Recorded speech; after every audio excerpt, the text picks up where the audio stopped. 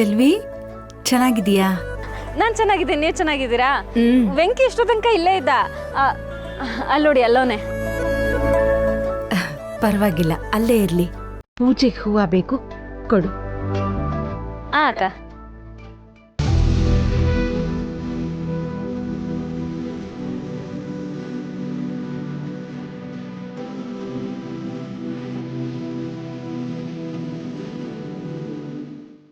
ಲಕ್ಷ್ಮವ್ವ, ಹಾ, ಮೊನ್ನೆ ನೀವು ಬಂದಾಗ ನಿಮ್ಮ ಹತ್ರ ಒಂದು ವಿಷಯ ಹೇಳೋದೇ ಮರ್ತು ಬಿಟ್ಟೆ ಕಣವ್ವ. ಏನ್ ಬಿಟ್ಟಮ್ಮ? ನಾವು ಉತ್ಸವಕ್ಕೆ ಅಂತ ದೇವಸ್ಥಾನಕ್ಕೆ ಹೋಗಿದ್ವಲ್ಲ, ಅವತ್ತು ಅಲ್ಲಿ ಕಳ್ತನ ಆಗಿದ್ಯಂತೆ. ಅದ್ ನಿಮಗ್ ಗೊತ್ತಾ? ಹೌದಾ? ಕಳ್ತನ ಆಗಿದ್ಯಾ? ಅದೇನೋ ನನಗೆ ಗೊತ್ತಿಲ್ಲ. ಏನ್ ಕಳ್ತನ ಆಗಿದೆಯಂತೆ? ದೇವ್ರ ತಾಳಿ ಕಳ್ತನ ಆಗಿದ್ಯಂತೆ ಕಣವ್ವ.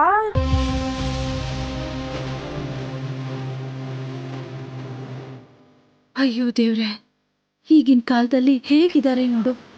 ದೇವಸ್ಥಾನದಲ್ಲಿ ಹೀಗೆಲ್ಲ ಆಗ್ತಿದ್ಯಾ? ದೇವ್ರನ್ನು ಬಿಡ್ತಾ ಇಲ್ಲ.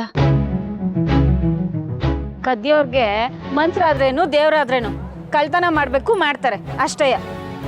ಲಕ್ಷ್ಮವ್ವ, ನಿಮ್ದೇನಾದ್ರೂ ಒಡವೆ ಹೋಗಿದ್ಯಾವ್ವ? ಇಲ್ಲ, ಆ ಥರ ಎಲ್ಲ ಏನೂ ಆಗಿಲ್ಲ. ಯಾರು ಮಾಡಿದ್ದು ಅಂತ ಏನಾದ್ರೂ ಗೊತ್ತಾಯ್ತಾ ಬಿಟ್ಟಮ್ಮ? ಅದೇನೋ ಗೊತ್ತಿಲ್ಲ ಕಣವ್ವ, ಆದ್ರೆ ಇವತ್ತಲ್ಲ ನಾಳೆ ಸಿಕ್ಕೇ ಸಿಗ್ತಾನೆ. ಅಲ್ಲ, ದೇವ್ರ ಒಡವೆನೆ ಕದ್ದವನೆ ಅಂದ್ರೆ ಆ ದೇವ್ರ ಸುಮ್ಕೆ ಬಿಟ್ಟಾನ ಅವನ್ನ? ನೀವ್ ಹೇಳೋದು ಸರಿ. ಸರಿ ಬೆಟ್ಟಮ್ಮ, ಪೂಜೆಗೆ ತಡ ಆಯ್ತು, ಬರ್ತೀನಿ. ಹಾಗೆ ವೆಂಕಿನೂ ಮಾತಾಡ್ಸ್ಕೊಂಡು ಹೋಗ್ತೀನಿ. ಅಕ್ಕ. ಬರ್ತೀನಿ ಚೆಲ್ವಿ, ಬರ್ತೀನಿ ಬೆಟ್ಟಮ್ಮ.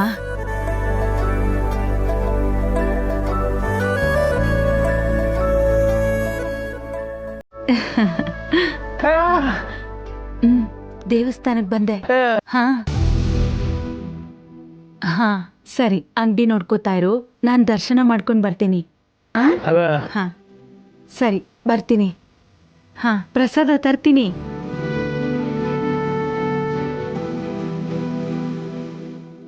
ಅಲ್ಲ ಕಣವ, ನಿನ್ ಬಾಯ್ ಸುಮ್ನೆ ಇರಕ್ಕಿಲ್ವಾ? ಈ ವಿಷಯ ಎಲ್ಲ ಅವ್ರಿಗೆ ಯಾಕೆ ಕೇಳ್ಬೇಕಿತ್ತು? ಈ ಚೆಲ್ವಿ, ಇಂಥ ವಿಷಯನೆಲ್ಲ ಮುಚ್ಚಿಡಕ್ಕಾಯ್ತದ? ನೀನೇ ಹೇಳು. ಅವ್ರ ಒಡವೆನಾರ ಕಳ್ತನ ಆಗೈತಾನ ಅಂತ ಕೇಳಿದೆ ಅಷ್ಟೇ. ಆಯ್ತಾಯ್ತು, ಹೋಗಟ್ಟು.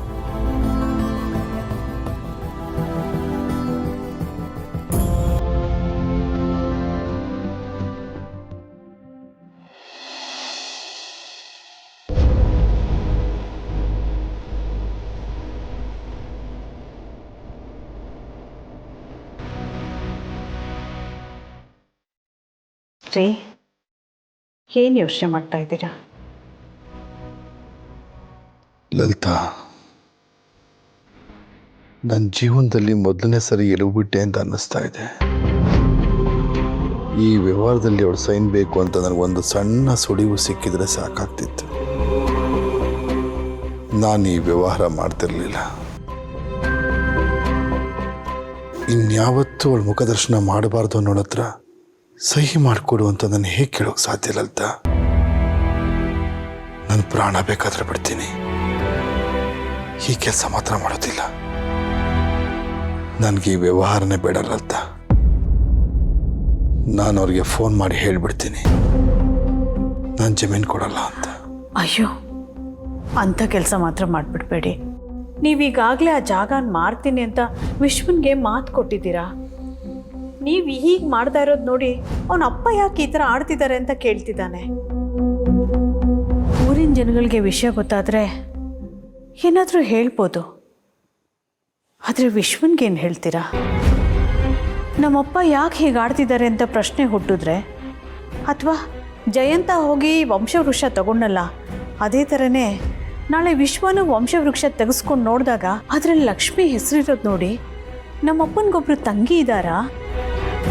ಯಾಕೆ ಇಷ್ಟು ದಿನ ಆ ವಿಷಯ ಹೇಳಿಲ್ಲ ಅಂತ ಊರಲ್ಲಿ ಲಕ್ಷ್ಮಿ ವಿಷಯ ಗೊತ್ತಿರೋರ ಹತ್ರ ಹೋಗಿ ಅದನ್ನೆಲ್ಲ ವಿಚಾರಿಸ್ಕೊಂಡಾಗ ಅವನು ಗೊತ್ತಾಗೋದಿಲ್ವಾ? ಹಾಗೇನು ಮಾಡೋದು? ಆಗ ಅವ್ನು ಕೇಳೋ ಪ್ರಶ್ನೆಗೆ ಏನು ಉತ್ತರ ಕೊಡ್ತೀರಾ? ಹಾಗಂತ ನಾನು ಅವಳ ಮನೆ ಬಾಗಿಲಿಗೆ ಹೋಗಿ ಬಾಮ ಸೈನ್ ಮಾಡು ಅಂತ ಕೇಳಲ್ಲ. ನಾನು ಅವತ್ತೇ ಸ್ಪಷ್ಟವಾಗಿ ಹೇಳಿದ್ದೀನಿ, ಅಂಥ ಸಮಯ ಏನಾದರೂ ಬಂದರೆ ನನ್ನ ಪ್ರಾಣ ಬಿಡ್ತೀನಿ ಹೊರತು ಕೈ ಚಾಚಲ್ಲ. ಈ ಸತ್ಯ ನನ್ನ ಮಗನಿಗೆ ಇವತ್ತಲ್ಲ ನಾಳೆ ಗೊತ್ತಾಗಲೇಬೇಕು. ಇವತ್ತೇ ಗೊತ್ತಾಗ್ಲಿ ಬಿಡು. ದುಡುಕಿ ಏನೇನೋ ಮಾತಾಡಬೇಡಿ. ಎದೆ ಎತ್ತರಕ್ಕೆ ಬೆಳೆದಿರೋ ಮಗನ ಹತ್ರ ನೀ ಮತ್ತೆ ಯಾರನ್ನು ಪ್ರೀತಿ ಮಾಡಿದ್ಲೋ ಅದಕ್ಕೆ ಅವಳನ್ನ ದೂರ ಮಾಡಿದೆ ಅಂತ ಹೇಳಿದ್ರೆ ಅವನು ಒಪ್ಕೋತಾನ? ಇದೆಲ್ಲ ಆಗದೆ ಇರೋ ಕೆಲಸ ರೀ. ಅದಕ್ಕೆ ನನ್ನನ್ನು ಏನು ಮಾಡುವಂತೀಯ?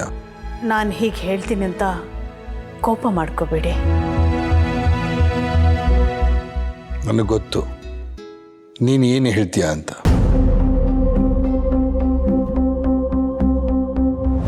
ನೀನು ಹೋಗಿ ಅವಳ ಹತ್ರ ಮಾತಾಡಿ ಸಂಧಾನ ಮಾಡಿಸಿ ಸೈನ್ ಮಾಡಿಸ್ತೀನಿ ಅಂತ.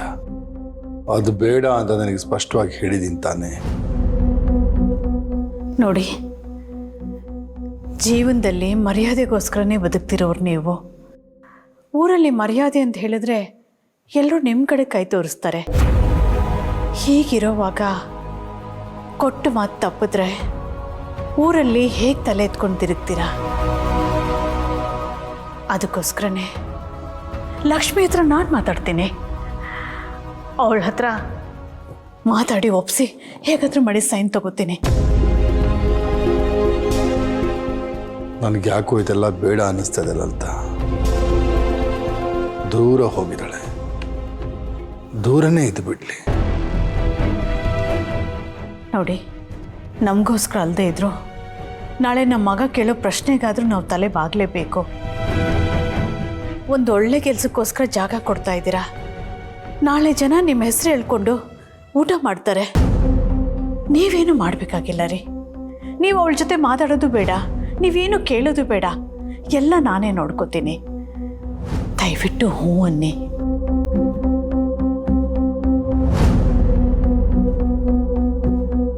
ಸರಿ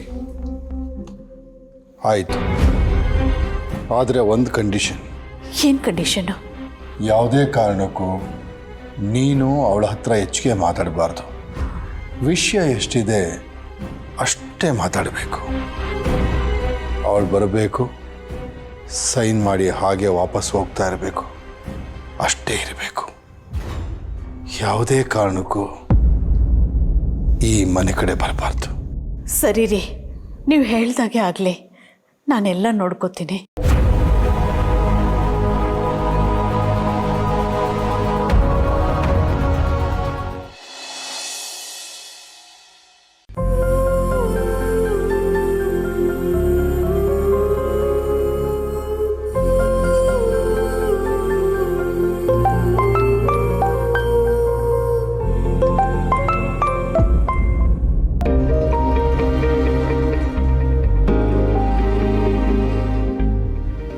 ಗೌಡ್ರೆ,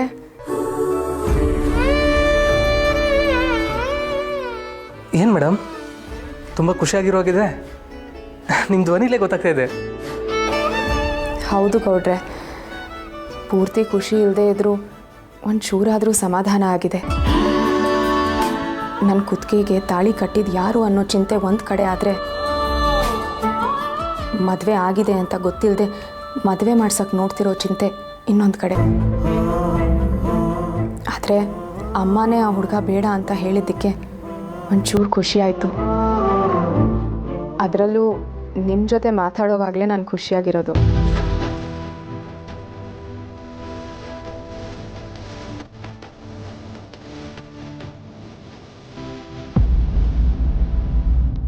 ನೀವು ಯಾವಾಗಲೂ ಹೀಗೆ ಖುಷಿಯಾಗಿದ್ದರೆ ಅಷ್ಟೇ ಸಾಕು ಮೇಡಮ್.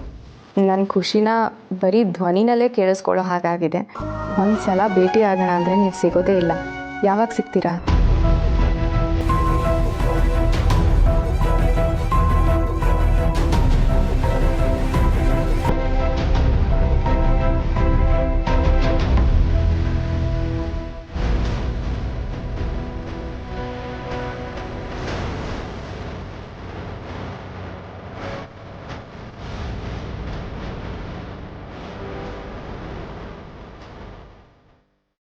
ಹೇಗೆ ಸಿಗಲಿ ಮೇಡಮ್ ಅವರೇ, ಈ ಸಿದ್ದುನೇ ಗೌಡ್ರು ಅಂತ ಗೊತ್ತಾದರೆ ನಿಮ್ಮ ಸಂತೋಷ ಒಂದೇ ಕ್ಷಣದಲ್ಲಿ ಆರೋಗುತ್ತೆ. ಅದರಲ್ಲೂ ನಾನೇ ತಾಳಿ ಕಟ್ಟಿರೋದು ಅಂತ ಗೊತ್ತಾದರೆ ನನ್ನ ಮುಖ ಕೂಡ ನೋಡೋದಿಲ್ಲ. ಅಂದಮೇಲೆ ಯಾವ ಮುಖ ಇಟ್ಕೊಂಡು ಬರಲಿ?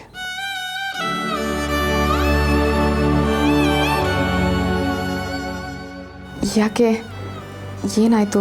ಏನೂ ಮಾತಾಡ್ತಾನೆ ಇಲ್ವಲ್ಲ? ನಾನು ಭೇಟಿ ಆಗೋಣ ಅಂತ ಕೇಳಿದ್ನಲ್ಲ, ಅದಕ್ಕೆ.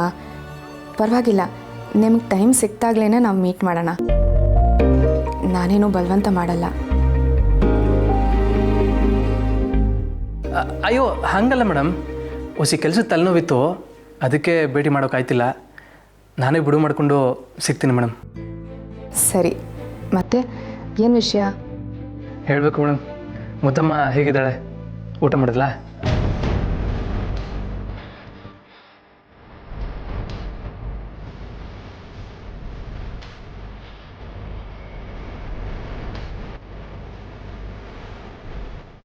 ಯಾರ ಜೊತೆಲೂ ಇಷ್ಟು ಖುಷಿಯಾಗಿ ಮಾತಾಡ್ತಿದ್ದಾಳಲ್ಲ, ಇವಳು ಕುತ್ತಿಗೆಗೆ ತಾಳಿ ಕಟ್ಟೋನೇ ಇರ್ಬೋದಾ? ಹೌದು, ಅವನೇ ಇರ್ಬೇಕು. ನಮ್ಮ ಹತ್ರ ಖುಷಿನೇ ಮರ್ತೋಗಿದೆ ಅನ್ನೋ ತರ ಇರ್ತಾಳೆ, ಈಗ ಖುಷಿಯಾಗಿರೋ ತರ ಇದ್ದಾಳೆ ಅಂದ್ರೆ ಖಂಡಿತ ಅವನ ಹತ್ರನೇ ಮಾತಾಡ್ತಿರ್ಬೇಕು.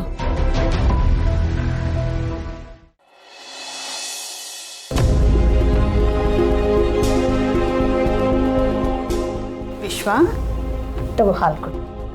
ನನಗೆ ಬೇಡಮ್ಮ. ಯಾಕೋ? ಏನಾಯ್ತು? ಯಾಕೆ ಬೇಜಾರಲ್ಲಿದ್ದೀಯಾ? ಅಮ್ಮ, ನಿನ್ಗೆ ಅಪ್ಪ ನಡ್ಕೋತಾ ಇರೋ ರೀತಿ ಸರಿ ಅನಿಸ್ತಿದ್ಯಾ?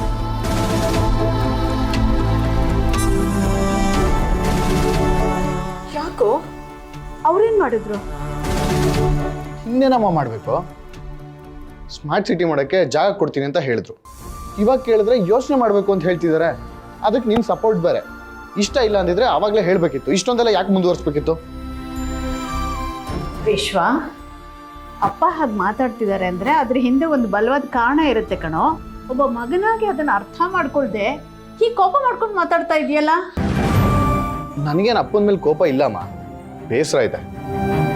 ಊರ್ ಜನರಿಗೆಲ್ಲ ಇಲ್ಲಿ ಸ್ಮಾರ್ಟ್ ಸಿಟಿ ಆಗುತ್ತೆ, ಅವ್ರ ಮಕ್ಕಳಿಗೆಲ್ಲ ಕೆಲಸ ಸಿಗುತ್ತೆ ಅಂತ ಹೇಳಿದ್ದಾರೆ. ಇವಾಗ ಆಗಲ್ಲ ಅಂತ ಹೇಳಿದ್ರೆ ಅಪ್ಪನ ಮರ್ಯಾದೆ ಏನಾಗುತ್ತೆ ಹೇಳು?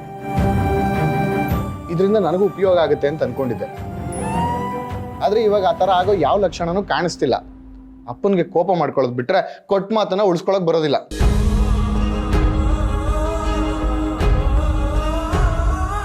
ಲೋ ವಿಶ್ವ, ಏನು ನಿಮ್ಮ ಅಪ್ಪನ ಬಗ್ಗೆ ಹೀಗೆ ಮಾತಾಡ್ತಾ ಇದೆಯಾ?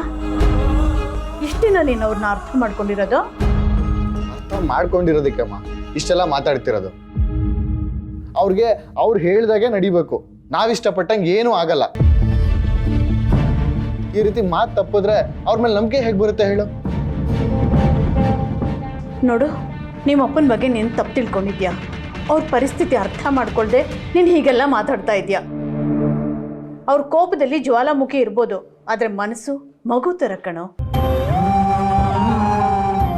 ಈಗೇನಾದರೂ ನೀನು ಆಡಿರೋ ಮಾತುಗಳೆಲ್ಲ ಅವ್ರು ಕೇಳಿಸ್ಕೊಂಡ್ರೆ ಎಷ್ಟು ಸಂಕಟ ಪಡ್ತಾರೆ ಗೊತ್ತಾ? ಅಮ್ಮ, ನಾನು ಅವರು ಸಂಕಟ ಪಡ್ಲಿ ಅಂತ ಈ ಥರ ಎಲ್ಲ ಮಾತಾಡ್ತಿಲ್ಲಮ್ಮ. ಈ ಪ್ರಾಜೆಕ್ಟ್ ಆಗಿಲ್ಲ ಅಂದ್ರೆ ಎಷ್ಟೊಂದು ಜನಕ್ಕೆ ತೊಂದರೆ ಆಗುತ್ತೆ ಗೊತ್ತಾ? ಅದು ನನಗೂ ಗೊತ್ತಿದೆ ಕಣೋ. ನಿಮ್ಮಪ್ಪ ಒಂದ್ಸಲ ಮಾತು ಕೊಟ್ಮೇಲೆ ಅವ್ರು ಯಾವುದೇ ಕಾರಣಕ್ಕೂ ಆ ಮಾತಿಗೆ ತಪ್ಪಲ್ಲ. ಅವ್ರು ಖಂಡಿತ ಅದನ್ನ ನೆರವೇರಿಸ್ತಾರೆ. ನೋಡು, ಇನ್ನೊಂದ್ಸಲ ನೀನು ಈ ರೀತಿ ಎಲ್ಲ ಮಾತಾಡಬೇಡ. ಈ ಪ್ರಾಜೆಕ್ಟ್ ಖಂಡಿತ ನಡೆಯುತ್ತೆ. ತಗೋ ಹಾಲು ಕುಡಿ. ತಗೊಳ್ಳೋ.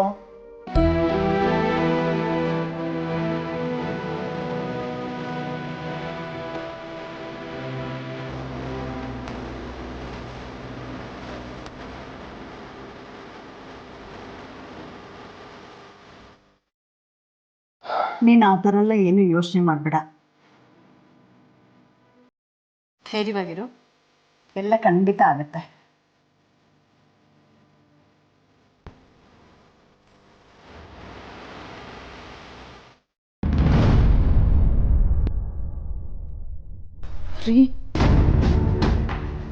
ಲಲಿತಾ, ನೀನೇನು ಹೇಳೋ ಅವಶ್ಯಕತೆ ಇಲ್ಲ.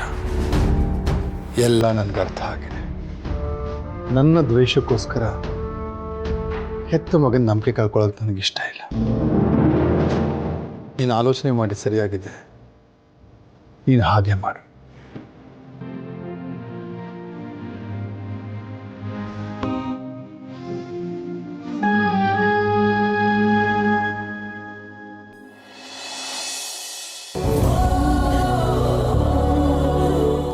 ಲೇ ಸಿದ್ದೇಗೌಡ, ಫೋಟೋಗಳು ಬೋ ಪಸಂದ್ ಆಗೋಕಲ್ಲ. ನಿನ್ನ ಬುದ್ಧಿವಂತಿಕೆ ಮೆಟ್ಲೇಬೇಕಲ್ಲ ಅಲ್ಲಿ. ಬಿಡಿ ಅಪ್ಪಾಜಿ, ನಿಮ್ಗೆಲ್ಲದಕ್ಕೆ ನಾನು ಏನು ಬೇಕಾದ್ರೂ ಮಾಡ್ತೀನಿ. ನನಗೆ ತಿಳಿದಿರಲ್ಲ ಅದು ಲೈ. ಅಲ್ಲ ಕಣ ಲೈ, ಅದಕ್ಕೆಲ್ವ ನಾನು ನಿನ್ನ ಹುಲಿ ಅನ್ನೋದು. ಲೈ ಸಿದ್ದೇಗೌಡ, ಅದಕ್ಕಿಂತ ಮುಂಚೆ ಇದನ್ನೆಲ್ಲ ತೊಗೊಂಡೋಗಿ ನೀನು ಮುನ್ಸ್ವಾಮಿಗೆ ತೋರಿಸ್ಬಿಡ್ಬಾ. ಅವನ ಕಡೆಯಿಂದ ಓಕೆ ಆಗ್ಬಿಟ್ರೆ ಆಮೇಲೆ ಅದನ್ನು ಪ್ರಿಂಟಿಗೆ ಕೊಟ್ಬಿಡೋದು. ಪ್ರಿಂಟಿಂದ ಬಂದಮೇಲೆ ಆಮೇಲೆ ನಾವೆಲ್ಲ ಪ್ರಚಾರ ಶುರು ಹಚ್ಕೊಂಡ್ಬಿಡುವ. ಅಪ್ಪಾಜಿ, ಇದನ್ನು ತೋರಿಸೋದಕ್ಕೆ ನಾನೇ ಅಪ್ಪಾಜಿ ಅವ್ರ ಮನೆಗೆ ಹೋಗ್ಬೇಕು? ಫೋನಲ್ಲಿ ಕಳ್ಸಿದ್ರೆ ಆಗೋದಿಲ್ವೇ? ಫೋನಲ್ಲಿ ಕಳಿಸ್ತೀನಿ ಬಿಡಿ. ಲೈ, ಫೋನಲ್ಲಿ ಕಳ್ಸೋದಕ್ಕೂ ಖುದ್ದಾಗ ನೀನೇ ತಗೊಂಡೋಗಿ ತೋರಿಸ್ಕೊಂಬರೋದಕ್ಕೂ ವ್ಯತ್ಯಾಸ ಇಲ್ವಲ್ಲ ಲೈ. ಅಲ್ಲ ಅಪ್ಪಾಜಿ, ನಿಮ್ಮ 8 ವರ್ಷದಿಂದ ರಾಜಕೀಯ ಮಾಡ್ತಿದ್ರ ಅಂದಮೇಲೆ ನೀವು ಯಾಕೆ ಅಪ್ಪಾಜಿ ಅವ್ರನ್ನ ಕೇಳಿ ಇವ್ರನ್ನ ಕೇಳಬೇಕು? ನಿಮ್ಗೆ ಇಷ್ಟ ಆಯ್ತಾ ಹೇಳಿ, ಪ್ರಿಂಟ್ ಹಾಕ್ಸ್ತೀನಿ. ಸಿದ್ದು, ಸ್ವಲ್ಪ ಮಾವ ಹೇಳೋದನ್ನ ಕೇಳಬಾರ್ದಾ? ಎಷ್ಟೇ ಆಗಲಿ ಮುನ್ಸ್ವಾಮಿ ಅವರು ನಿಮ್ಮ ಮಾವ ಆಗೋರು. ನೀವು ಅಲ್ಲಿಗೆ ಹೋಗಿ ಬಂದ್ಕೊಂಡಿದ್ರೆ ಅವ್ರಿಗೂ ಖುಷಿ ಆಗುತ್ತಲ್ವಾ? ನಡೀರಿ, ನೀವು ಹೋಗಿ ಬನ್ನಿ. ನೋಡ ಸಿದ್ದೇಗೌಡ, ಈಗ ನಾನು ಅವರು ಒಂದೇ. ಪಕ್ಷ ಬೇರೆ ಬೇರೆ ಇರ್ಬೋದು ಅಷ್ಟೇ. ಈಗ ನಾವಿಬ್ರು ಸಂಬಂಧಿಕರಾಗಿಲ್ವೇ? ಅದ್ರ ಅಲ್ಲದೆ ಆ ಮುನ್ಸ್ವಾಮಿಗೆ ನೀನು ನೋಡಿ ಬಹು ಪ್ರೀತಿ. ನನಗಂತೂ ಗಂಡು ಮಗ ಇಲ್ಲ. ನಾನು ಆದ್ಮೇಲೆ ನನ್ನ ಜಾಗಕ್ಕೆ ನನ್ನ ಅಳಿಯಾನೇ ಬರ್ತಾನೆ ಅನ್ಕೊಂಡ್ಬಿಟ್ಟವನು. ಏಯ್ ಸಿದ್ದೇಗೌಡ, ನಿನ್ನ ಗುಣ ನಡತೆ ನೋಡಿ ಅಲ್ವೇನ ಅವ್ನು ನಿನ್ನ ಅಳಿಯನ್ ಮಾಡ್ಕೊತಾ ಇರೋದು. ಅಂಥದ್ದು ಒಳ್ಳೆ ನಿನ್ನ ಮಾವ ಮನೆಗೆ ಹೋಗ್ಬಿಟ್ಟು ಬಂದ್ರೆ ಏನಿಲ್ಲ ನೀನು ಎಡವಟ್ಟು ಹೋಗ್ಲಾ, ಹೋಗಿ ತೋರ್ಸ್ಕೊಂಬೋವಲ್ಲ. ಸರಿ ಸರಿ, ಹೋಗಿ ಬನ್ನಿ. ಏಯ್, ಇದೇನೋ ಮೀಟಿಂಗ್ ಅದೇ ಅಂತ ಹೇಳಿದ್ಲ, ಅದೇನದು? ಧಣ್ಯಾರ, ಆ ಸ್ಲಮ್ನ್ಯಾಗ ನೀರಿನ ಸಮಸ್ಯೆ ಭಾಳ ಆಗೈತಂತ್ರಿ. ಅವ್ರ ಕಡೆ 4 ಮಂದಿ ಹಿರಿಯರು ಇದ್ರ ಬಗ್ಗೆ ಮಾತಾಡಕಂತ ಬರಾಕತ್ತಾರ. ಅದ್ರ ಬಗ್ಗೆನ ಧಣ್ಯಾರ ಇವತ್ತು ಮೀಟಿಂಗ್ ಇದ್ದಿದ್ದು. ನೀವು ಹೋಗೋಣಂದ್ರ ಹೋಗೋಣ್ರಿ ಧಣ್ಯಾರ. ನೋಡ್ಲಾ, ಅದೇನು ನೋಡ್ಕೊಂಬರ ನೋಡ್ಲಾ.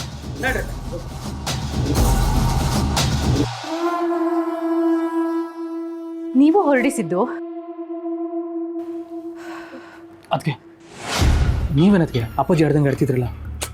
ಸಿದ್ದು, ಸ್ವಲ್ಪ ಸೂಕ್ಷ್ಮನ ಅರ್ಥ ಮಾಡ್ಕೊಳ್ಳಿ. ಸುಮ್ಮನೆ ಮಾವ ಹೇಳ್ತಿರೋ ಹಾಗೆ ನೀವು ಆ ಮನೆಗೆ ಹೋಗಿ ಬಂದ್ಬಿಡಿ. ಆಲ್ರೆಡಿ ಮಾವಂಗೆ ನಿಮ್ಮ ಮೇಲೆ ಡೌಟ್ ಬಂದಿದೆ. ಈಗೇನಾದರೂ ನೀವು ಅಲ್ಲಿಗೆಲ್ಲ ಹೋಗಲ್ಲ ಅಂತ ಅಂದರೆ ಆ ಡೌಟ್ ನಿಜ ಆಗ್ಬಿಡುತ್ತೆ ಅಷ್ಟೇ. ಆಮೇಲೆ ನಿಮಗೆ ಕಷ್ಟ ಸಿದ್ದು. ನಿಮ್ಮ ಒಳ್ಳೇದಕ್ಕೆ ನಾನು ಇದನ್ನೆಲ್ಲ ಹೇಳ್ತಾ ಇರೋದು. ನೋಡಿ, ನೀವು ಸುಮ್ಮನೆ ಅಲ್ಲಿಗೆ ಹೋಗಿ ಬನ್ನಿ. ಇಲ್ಲಿ ಮಿಕ್ಕಿದನ್ನೆಲ್ಲ ನಾನು ಮ್ಯಾನೇಜ್ ಮಾಡ್ತೀನಿ. ನಡೀರಿ. ಈಗಿರೋ ಕೆಲಸದ ಜೊತೆಗೆ ಇದು ಬೇರೆ. ಏಯ್, ಬರಲ್ಲ.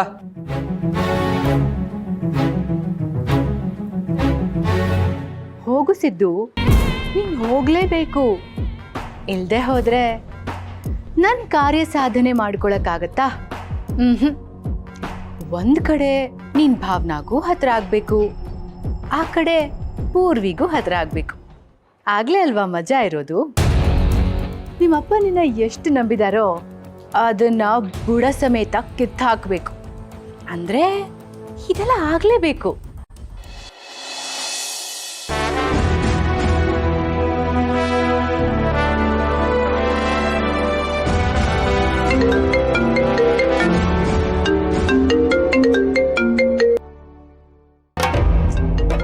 ಇವ್ರು ಯಾಕೆ ಫೋನ್ ಮಾಡ್ತಾ ಇದ್ದಾರೆ?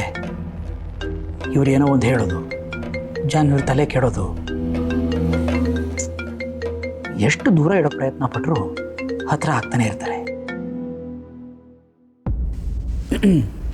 ಹಲೋ, ಹೇಳಿ ಮಾವ.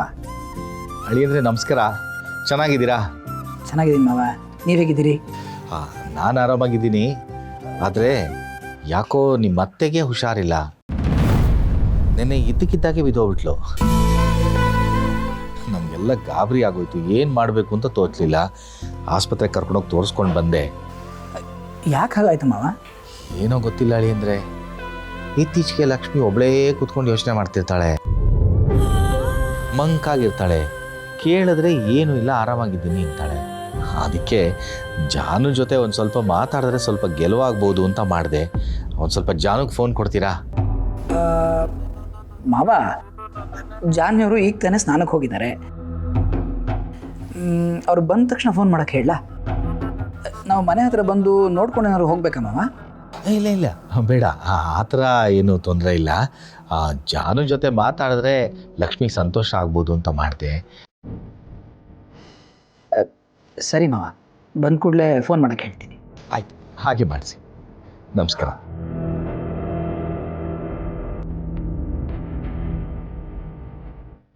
ಒಳ್ಳೆ ಕಥೆ. ಏನಾದರೂ ಆಗಿದೆಯಾ ಬಂದು ನೋಡ್ಕೊಂಡು ಹೋಗ್ಬೇಕಾ ಅಂದರೆ ಇಲ್ಲ ಇಲ್ಲ ಎಲ್ಲ ಸರಿಯಾಗಿದೆ ಅಂತಾರೆ. ಆದರೆ ಜಾಹ್ನವಿ ಜೊತೆ ಮಾತಾಡಬೇಕು ಅಂತ ಮಾತ್ರ ಹೇಳ್ತಾರೆ. ಇವರು ಜಾಹ್ನವಿ ಜೊತೆ ಮಾತಾಡೋದು, ಅವ್ರ ತಲೆ ಕೆಡೋದು, ಸುಮ್ಮನೆ ಅವ್ರ ಖುಷಿನ ಹಾಳು ಮಾಡೋದು ನನಗೆ ಇಷ್ಟ ಇಲ್ಲ. ಅಂದರೆ ಈ ವಿಷಯನ ಅವ್ರಿಗೆ ನಾನು ಹೇಳಲೇಬಾರ್ದು.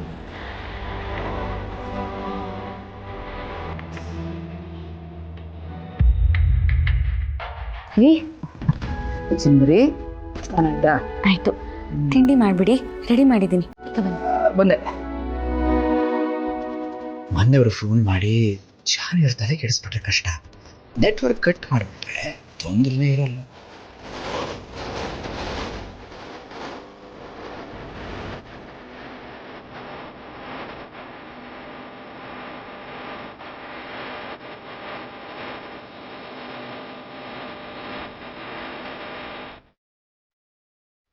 ಚಿನ್ನು ಮರಿ ಅವ್ರ ಮನೆಯವ್ರಿಗೆ ಹೇಗೆ ಫೋನ್ ಮಾಡ್ತಾರೆ ನಾನು ನೋಡ್ತೀನಿ.